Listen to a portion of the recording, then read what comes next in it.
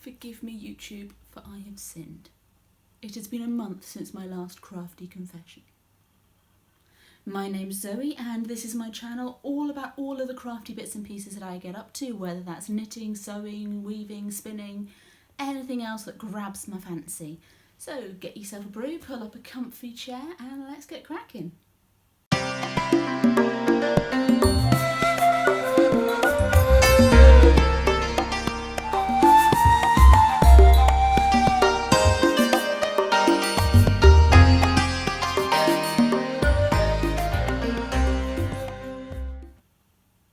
So hello and welcome to You So You. To any returning viewers, welcome back, and to any new viewers, an extra specially warm welcome to you. I'm so excited that you've decided to spend a bit of time with me and all my crafty bits and pieces.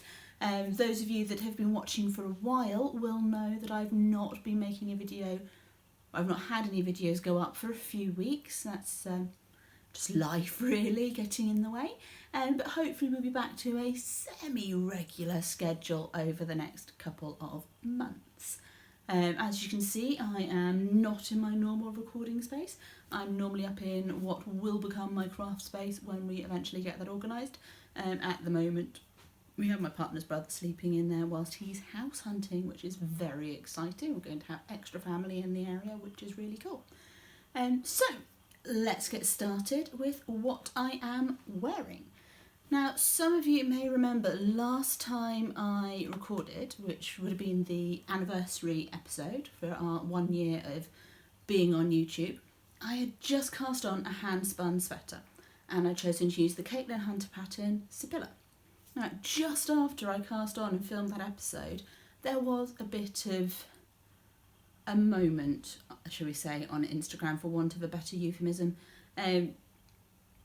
to do with some handling of various issues, and I'm not totally convinced that Caitlin handled it in the best possible manner.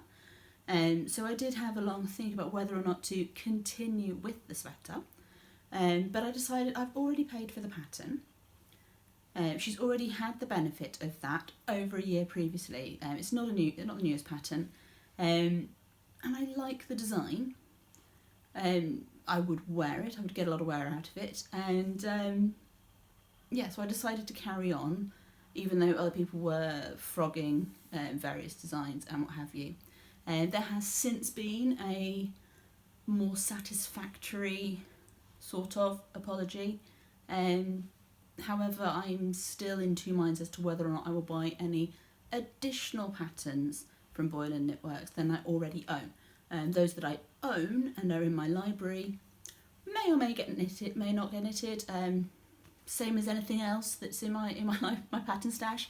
They sit there for a while. I buy them intending to make them, and sometimes I do, sometimes I don't. But as you can see, I did finish my Sipila. It's all spindle spun fibre. If I just stand up so you can see the hemline, I'm just going to keep my knees bent so that you can see a little bit more of it. I've done it to a crop length, so it sits on my natural waist, which is slightly shorter than in the pattern, but that's to do with the length of my body rather than anything else. I've done the long sleeves with the colour work, and I've added in an additional colour. The pattern is a 2-colour design, so my main colour is St Osgith, which is merino bamboo from Freya Jones Fibrecraft in Stoke Mandeville. The collar and cuffs, which in the pattern is the same as the colour work, is also from Freya Jones, and that's merino silk in the Mary Shelley colourway. And this I did overspin quite a bit, so I had intended to do all of the colour work in this colour, but I didn't have the yardage. It's also a different feel to the rest of the fibre. Because it was overspun, it's much stiffer, much more structured. So it's worked well for the collar and the cuffs, but I'm not sure how it would have played in the colourwork yoke.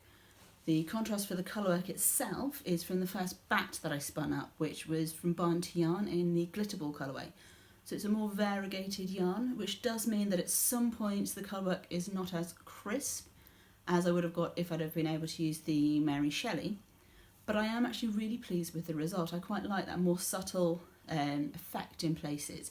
It's more subtle on the sleeve in places, and it's more subtle in person than it is on camera. The colour work's actually showing up really quite well on camera, and the yoke is quite distinct even in person. So overall I am pleased with the result of it. Probably won't be wearing it to a fibre festival anytime soon, partly because of the designer and partly because it's a sweater, and when you get warm you want to be able to take something off. So I think cardigans are more practical for that sort of environment, and I certainly found that out the other weekend, but more about that later. Right, so moving on to finished items. Now you would think, having been off for a month, that I would have oodles and oodles and oodles of finished items to show you.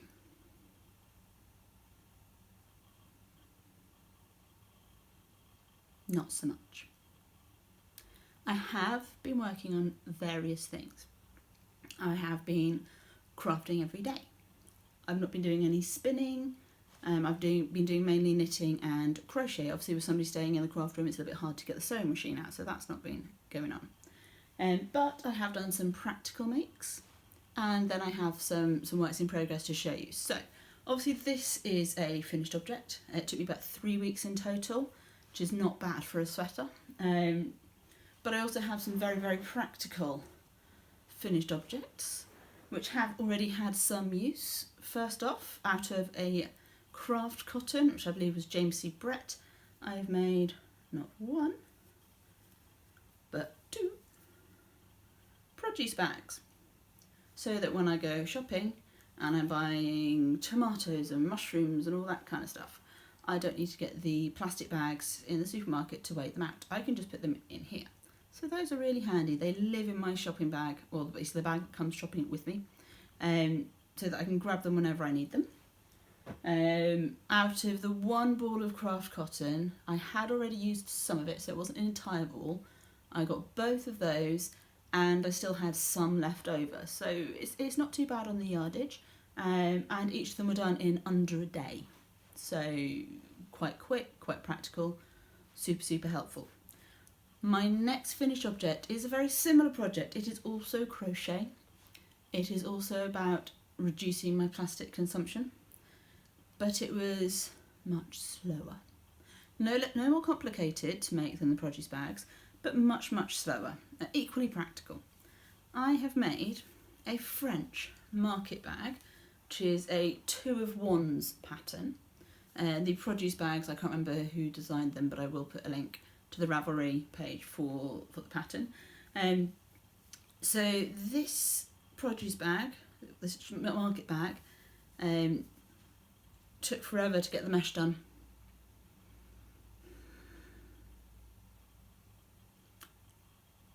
I really wanted the object, which is why I kept going, but yeah, this mesh goes on forever, and it's all crochet chain, so it's not the most exciting of crochet. I have extended the handles slightly to fit my preferred height of carrying a bag, but this is absolutely humongous, and it was super, super practical last weekend. This is Sunday just gone, and I will tell you more about that, as I say, later on. The cotton that this bag was made out of is this Serdar, which I have had, oh, there we go, trying to get the angle right. So I've had this in my stash for donkeys. It's simply recycled, it's in this lovely green colour, and it's recycled cotton and acrylic. So yeah, okay, it's got acrylic in it, but it's recycled cotton, so that's something. And it's a deep stash. I've had it for years, so I'm feeling quite good about having used that up. Both cottons actually been in my stash for ages. I still have a ball and a bit of this left. It's 50 gram balls. It's an Aran weight, and there's 93 metres, 102 yards to 50 grams. I might do another produce bag with this. I might do some dishcloths. I don't know. I've got a crocheted mandala cardigan out of it as well, so yeah, it's done really well, that. As I say, this is a super, super practical bag. Again, it's going to live in one of the bags or the shopping trolley that I take to the supermarket with me. so I can use it as and when I need it. Won't take up much space, and it's nice and light, so that's great. So that's my finished objects. 1 knitted, 2 crocheted. So yeah, not tons and tons of stuff getting finished, but I've been working on quite a few things. I'm just going to grab a box from over here. So in the interests of using up stash and clearing things out and what have you, and not having wastage, I decided I needed to do something with my leftover spindle spun yarn that didn't go into the jumper. And I also needed to use up my sock yarns and what have you. So first things I'm going to show you for my works in progress are very early days. First of all, this is what I have left over from Sipila. So that's the St Osgith, that's the Mary Shelley. But I've also begun a garter stitch mitered square blanket with the leftovers of my handspun. So on the left, on my left, your right as you're looking at it, we can see the St Osgith in the middle and the glitter ball on the outside. We see the Mary Shelley on the other side. I will at some point be doing a square that is just in St Osgith, but I'm going to wait until I've got some other handspun squares in there to sort of break it up a little bit. So that's my first scrappy project, and that's going to be all handspun for a blanket. So it's going to take me a while to get that one finished, but I think it's a nice way to commemorate the spinning that I'm doing. I've also started a stocking stitch mitered square blanket. For both of these I'm using the Coziest Memories pattern, recipe, whatever you want to call it. They're just basic mitered squares, but this one I've done in stocking stitch rather than in garter stitch, and this is specifically yarns that have been used to make socks. It may branch out to being any fingering weight, but at the moment it's all stuff that I've used to make socks. But it didn't use up all of my scraps. So to finish using up my scraps, I took the bits that didn't go into the mitered squares and turned them into a magic ball. And I have started doing a crocheted scrappy blanket. I will link to the pattern for this one down below as well. I've taken the, I want to say 4-inch squares. I've taken the squares at the same size out of this pattern because the pattern is made up of lots of different sizes of squares. I want to say the rainbow scrap blanket, but like I said, I'll link it down below, and I'll pop the name on the screen whilst I'm editing. So I have, out of my magic ball of sock yarn scraps, I've made 1, 2, 3, and 4 squares so far. Obviously when I've got a load I will connect them together, see how big it is and decide how much further I want to go. So that's 3 new blankets on the go. Obviously I do still have Sophie's Universe to finish, and I still have the 2018 temperature blanket to finish. We'll see if that gets done before the end of 2019. I'm in June, I think, on that at the moment, but it's currently in a box behind me, because yeah, I've got whips in boxes in the living room at the moment. And crafting supplies and my stash and stuff, just because we don't have shelving in the craft room yet, and as I say, we've got a guest in there. So that's one set of works in progress. They're the newest starts, I believe. Oh no, they're the second newest starts. The next newest start, just going to reach over here to grab it, is me being organised for December. I bought earlier in the year some of the West Yorkshire Spinners Fairy Lights. Just hold it up to you there. Which I have split into 2 balls and put inside old commercial socks that were getting threadbare, so I've chopped them up to turn them into ball cozies. And I've paired that with some West Yorkshire spinners in this rather lovely Santory red colour, which actually features in the fairy light, so it works quite well. Just give myself some googly eyes there. And I have cast on, got not much further than cast on, some Christmas socks. I doubt I'll get as far as having a box of festive socks this year, but we've started.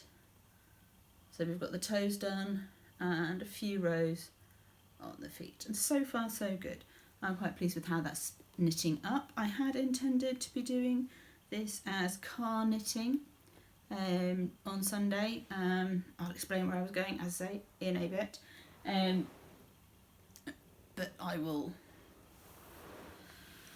It didn't really work in the car because knitting and map reading and arguing with a sat-nav whilst you're going up and down in soggy Derbyshire dales, not too great for the not being queasy stakes. So I had to stop knitting in the car. But otherwise it was a really good day, and I'm excited to tell you about it a little bit later on. So that's the new cast-ons. My nearly finished work in progress is also a relatively new cast-on. This was cast on the 1st of October. It is now the 18th of October, I believe. So this is a pattern by Suzanne Sommer, So Sue Knits. And if I just get the right side out, excuse me. So this is a pattern, as I say, by Suzanne Sommer, So Sue Knits. So I have this shawl portion here. Again, the pattern is for 2 colours. I've had to adapt because I didn't quite have enough of the contrast colour. So I've done 3 colours. The dark blue and the beige are both Cascade 220. The dark blue is in my big red expat knitter sweater. The beige was bought for that sweater. I was auditioning that in the light blue and ended up going with the light blue. So they're both Cascade 220 from my stash. The other colour, the mottily light blue, is a West Yorkshire Spinners sock yarn that I bought for Sock Madness and didn't need. So that's the shawl portion, which is done bar the weaving in of the ends. But this pattern is actually a hooded shawl. So I've got the hood attached. I've done that in the main colour, so you have choices. And I've got a couple of rows to do, and then a contrast colour I called bind off to complete that. So this is very, very nearly done. I shall probably get this finished tonight, ready to weave in the ends. And it should be nice and cosy if I just try not to stab myself with the needles. So it's going to sit across the front like I normally wear my shawls, but then I'll have the hooded option as well. Obviously you'll get a better idea of what it looks like once the needle's out, but for now I'm actually really looking forward to this.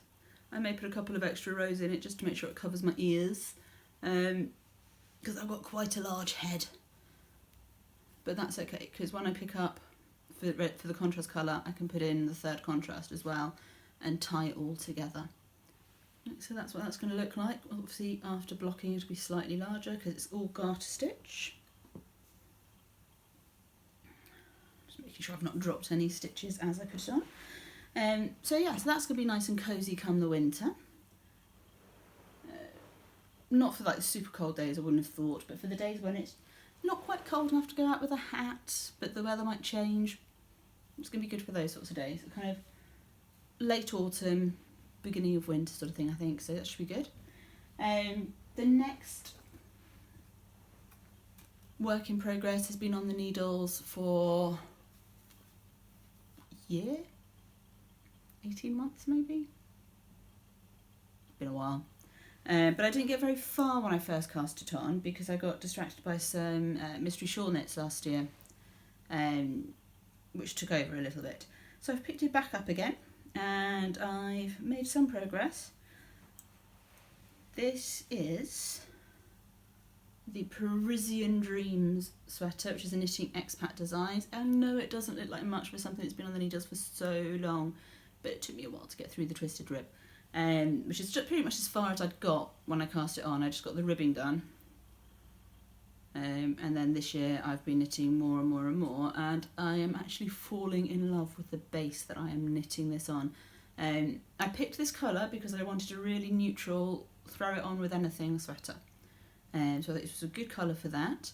So I thought I'll go with some fancy yarn, or at least something that's going to feel really nice, and it's a little bit more fancy to the touch. Because it was going to be such a sort of basic wardrobe staple, I wanted to sort of reach for it all the time, so that it would go with everything rather than necessarily being magpied by the bright colours. So this is being knitted in this wonderfully drapey, so I haven't even caked this one up, beautifully drapey yarn. You can see the drape in it there, so I sort of lay it over my thumb. This is Mirasol Sulca Legato. Let's show you the tag there.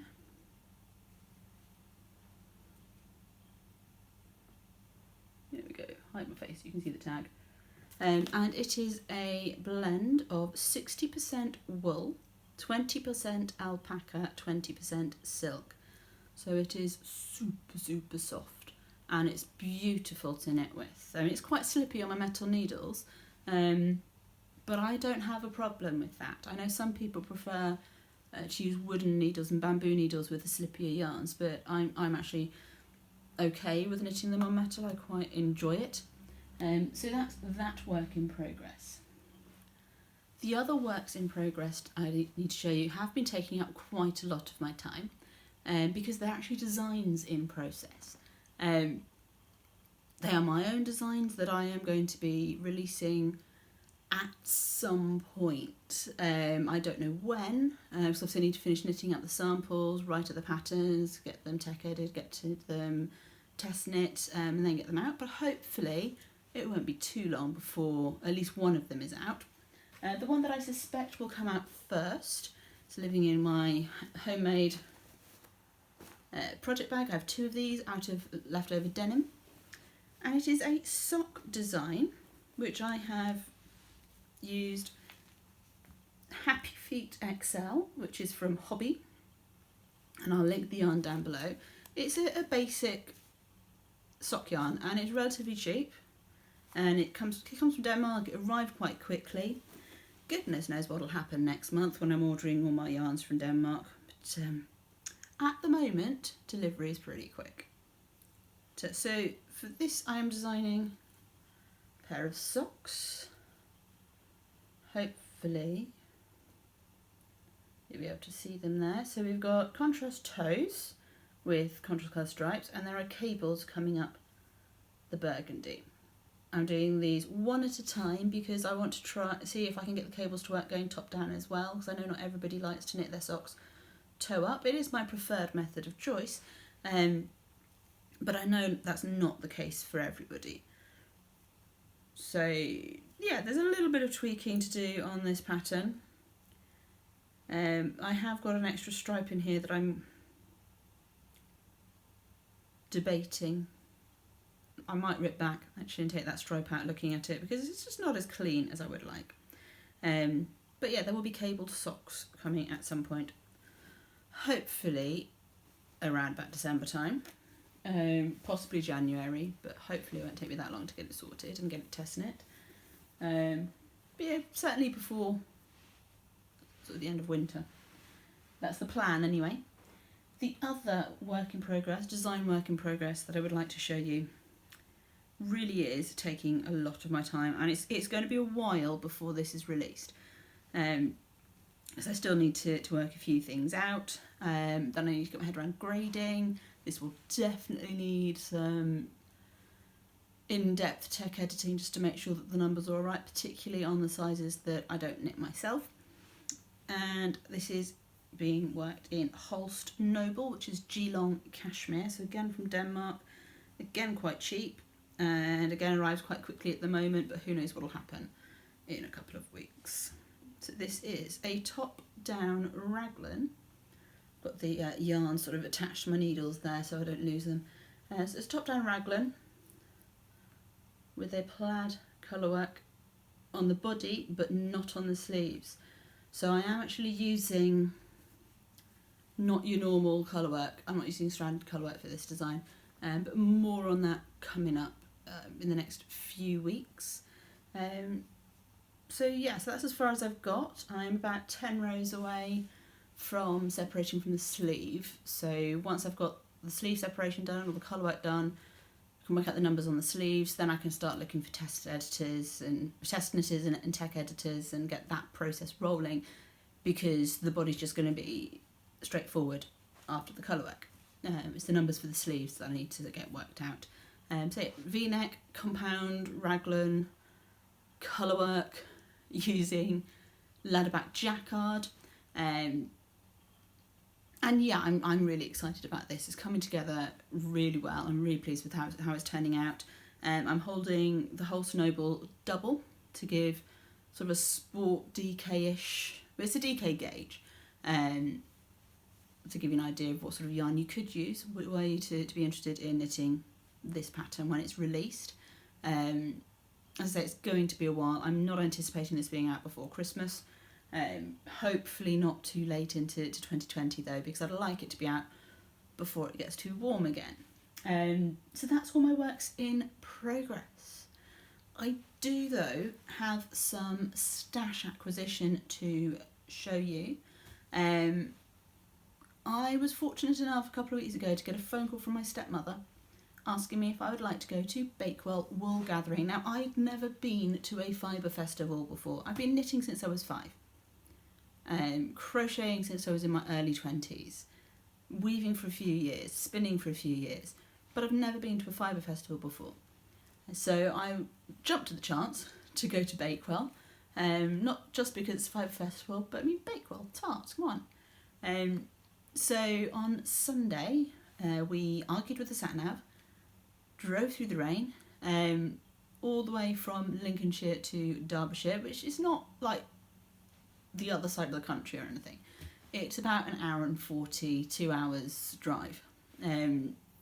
It's the other side of Nottingham from us. So Bakewell itself is a beautiful town in the Peak District. Obviously it was chucking it down when we got there, so I wasn't able to get pictures myself. It's near Chatsworth House, which is a lovely National Trust property, absolutely beautiful environment, loads of sheep everywhere around. Now Bakewell itself is really famous for baking, and they have traditional Bakewell tarts, which if you're not familiar with them, they're pastry with frangipane and cherries, usually icing on top, and sometimes almonds, and a bit of jam at the bottom, and they are delicious. But being a Sunday, unfortunately the bakery wasn't open when we came out of the Fibre Festival, and so we weren't able to pick any up ourselves. But as you can see, I did do quite well on it, picking up bits and pieces despite being on a budget for the festival. Now I went with a plan. I went looking for 3 to 4 skeins that I could use for gift knitting and some fibres that I hadn't spun up previously. So I had things in mind. The first thing I picked up was from Hilltop Cloud, which is this New Zealand Shetland linen blend, and that was in their reduced bucket. Now at Hilltop Cloud we're in a room where the entrance is really narrow, and I seriously doubt you'd be able to get a wheelchair in, so accessibility is not the best at the venue. I mean, that's the venue's issue, not people who organise the ball gathering. Everyone was really friendly, albeit very, very white. I didn't see a single non-white visitor or vendor. The other thing I bought from Hilltop Cloud was this lovely silk wrap in these lovely fiery autumny colours. I've left it in its wrapping just to protect it whilst I work out how to spin it up. So that's 2 fibres that I've not spun before, so I need to do investigating on how to do that. Now there was a massive temptation to buy a whole fleece. There were loads of fleece around, and it was actually quite overwhelming at the choice, from ribbon winners to alpaca to various different sheep breeds. But as I say, it was a bit overwhelming. However, Nancy's Graceful Fibres had an amazing selection of fleeces and fibres and that kind of thing. including loads of different breeds at 100 grams for £1.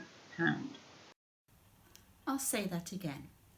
100 grams of raw fleece for £1. Now I think that's a bit of a bargain. So I picked up some of these bags. And remember, I'm looking for fleece I've not spun before. I wasn't specifically looking for the softest fleece or the stuff that I could knit with, just for fibres that I'd not worked with before.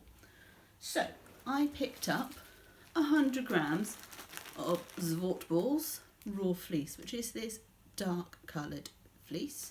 I will see if I can get a picture of a Zwartballs sheet to pop up here somewhere, or possibly over the packing boxes over here.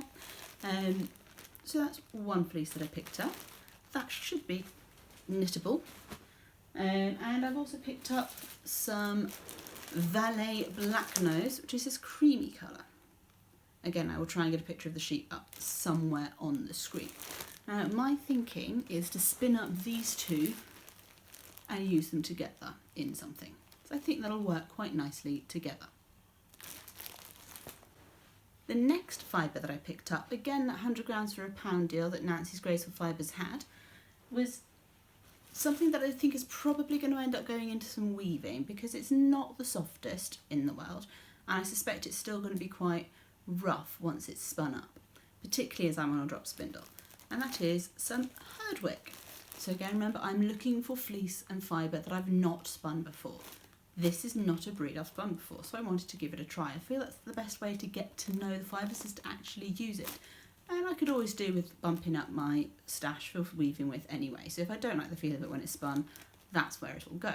If I do like the feel, it might go with the Black Nose and the Zwartballs, but it's probably going to be for weaving. The final bit of fibre that I picked up, again from Nancy's Graceful Fibres. It's only 10 grams. It was £1.50, and it's going to need some research to work out how to spin. I might need to blend it with something else, which means I need to actually get around to sorting out a blending board at some point, but that is on the list anyway of things to do.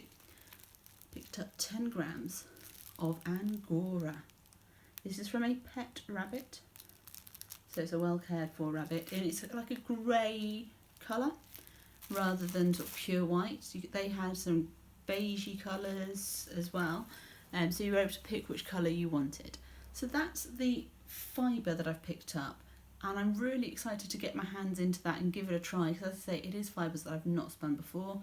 The fleeces are raw fleeces, so I will need to look into how to deal with that. I may spin it raw, or I might wash it first, we'll see. The other thing that I was looking for was, as I say, 3 skeins that I can use for gift knitting for Christmas. So I'm not going to say who the gift knitting is for or what pattern it's going to be. And you won't see these skeins again until after the end product has been gifted. So I picked up 3 skeins of yarn from the Swedish knitter, or the Knitting Swede rather, sorry, the Knitting Swede. The first one I'm going to show you is in Deja Blue. All of these skeins are 100 grams of superwash BFL. So there's 400 metres in them. So this is like a denim-y blue. It's her Spartan base, and it's a tonal blue. She has slightly tweaked the recipe, so the new Deja Blue is ever so slightly different to this. She did show me the other blue, and it is still beautiful, but this I thought was a better match for the person that's going to be receiving the item made out of it. So that's number 1 skein. The next skein is also a tonal yarn. Again, as I say, it's a Spartan base, so it's all 100 grams of superwash BFL. And this is Purple Rain, which is this proper royal purple. And it's absolutely beautiful. I do like a good purple, but as I say, this is gift knitting. And the third and final skein, the final thing that I picked up at Bakewell Wool Gathering, other than obviously lots of cards so that I can look up websites later. Again from the Knitting Swede, again 100% superwash BFL. in the Spartan base, 400 metres. Pink Panther, which is this super duper bright pink with flashes of purple through it, which is actually pretty much identical to the Purple Rain colourway. So my 3 skeins of yarn, they do work well together as a trio. This would be super in brioche, I think, but they're going to be separate projects. All gift knits, so like I say, you won't be seeing them until after they've been gifted, so probably after Christmas. Not that I think the recipients watch the podcast, but just to be on the safe side. So that's all the bits and pieces that I've got to show you, all my FOs, my works in progress, my designs in process, my stash enhancement from the Bakewell Wool Gathering, and I'm so looking forward to going again, hopefully go next year. Like I say, it is a lovely show. It's just not as diverse as it could be, which is possibly because it's Derbyshire. And it's not as well known a show as some of the others. I certainly hadn't heard much about it. It's the same people that do the Buxton Wool Gathering, so it's not like an unknown show. It's quite successful. But it's not Yarndale. It's not Edinburgh Wool Festival. It's not Rhinebeck, which is obviously going on at the minute, or soonish. This weekend? Next weekend? Don't pay too much attention to the dates in the States. So yeah, it is a lovely show. It is well attended. Everybody's friendly. I would just like to see a little bit more inclusion and diversity work being done on it. I'm also hoping to get across to the Nottingham Fibre Festival, which I think is in November, but we'll see how the budget goes. So that's all I have to show you today. But in terms of my plans moving forward, it's really worth following me on Instagram at YouSewYou, and popping along into the group on Ravelry. So just look for YouSewYou in the groups tab, because in the next couple of weeks I'm going to be filming a series of tutorials, or a single tutorial for a free pattern that'll be coming out at the same time as the video. It's a hat pattern, and it's using the ladback jacquard technique. So I will be doing a tutorial for that technique, and possibly a couple of other features in the hat as well. I'm aiming to get that out in November, so it'd be a good time for gift knitting being a hat. You'll need 3 colours of fingering weight or sock yarn, 1 main colour, 2 contrasts. So it's not going to be huge amounts of yardage. You should be able to find something fairly low cost if you don't have anything in stash, should you like the pattern once it comes out. More details will obviously be going up in the YouSewYou design store on Ravelry. After it's all come out on Ravelry, I will be updating it onto Love Crafts, but the process of getting patterns onto Love Crafts takes a little bit longer than on Ravelry, so it won't be available straight away there. The pattern is ready to go, I just need to do the filming to go with it. So keep an eye out for that over the next few weeks.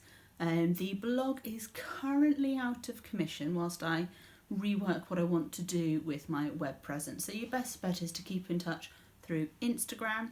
As I say, I'm YouSewYou over there.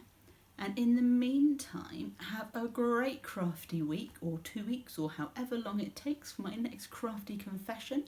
And I will see you next time. Bye-bye.